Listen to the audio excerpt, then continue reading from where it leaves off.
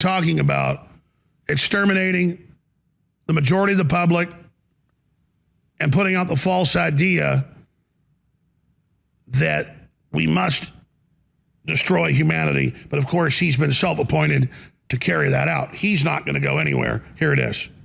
So far, globally, you are so far above the population and the consumption levels, which can be supported by this planet, that I know in one way or another it's going to come back down. So I don't hope to avoid that.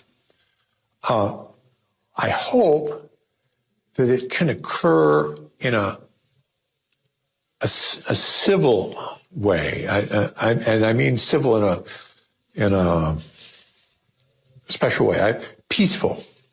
Peace doesn't mean that everybody's happy, but it means that conflict isn't solved through violence, through force, but rather in other ways. And so that's what I hope for.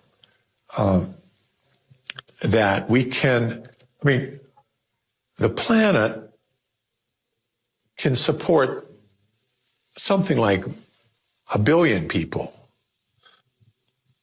maybe 2 billion, depending on how much liberty and how much material consumption you want to have. If you want more liberty and more consumption, you have to have fewer people. And conversely, you can have more people. I mean, we could even have 8 or 9 billion, probably, if we have a very strong dictatorship, which is smart. That's, unfortunately, you never have smart dictatorships. They're always stupid. So, but if you had a smart dictatorship and a low standard of living, you can have it. But we want to have freedom and we want to have a high sentence. So we're going to have 1 billion people. And we're now at 7. So we have to get back down. I hope that this can be slow, relatively slow, and that it can be done in a way which is relatively equal, so that people share the experience and you don't have a few rich, trying to force everybody else to deal with it. So those are my hopes. I mean, these are pretty pessimistic hopes, but I mean, that's...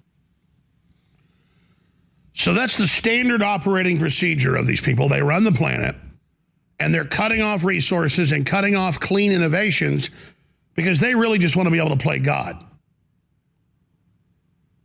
And they're targeting the smartest and most informed people we've got with the fluoride, with the atrazine, with all the chemicals, because they don't want competition. These are the worst of the worst. And you heard what he said in that little short 2-minute clip. He said we need to depopulate them peacefully. And he goes, I don't mean there won't be death and violence. No, I mean where there's not big conflict, where they don't want governments figuring this out, or a country or a group saying we don't want to be killed and not going along with it, because everybody will notice they're not going to be dying slowly from the chemicals and the shots and the 5G, countries that don't do this. So you've got to make sure everybody goes along. And then he said, then there are ways to peacefully depopulate through the food, through the water, through the shots, electromagnetically. And that's what they talk about, hitting you with a cocktail of attacks. So it's hard to pinpoint exactly what's killing you. They need to get the population down so they can keep those that are left in Plato's cave, where they can project their reality on the wall and then you simply accept it. Very, very frustrating to see them in countless clips every day coming out of their rat holes talking about how they're going to kill everybody. And then you can open the New York Times up and Jones is dangerous. He claims there's a global plot to depopulate the earth. And the next page in the New York Times says, it's time to start censoring and depopulating. And the end of humanity is a needed thing. But everyone that's going along with this is pretending they won't be destroyed as well. Stay with us.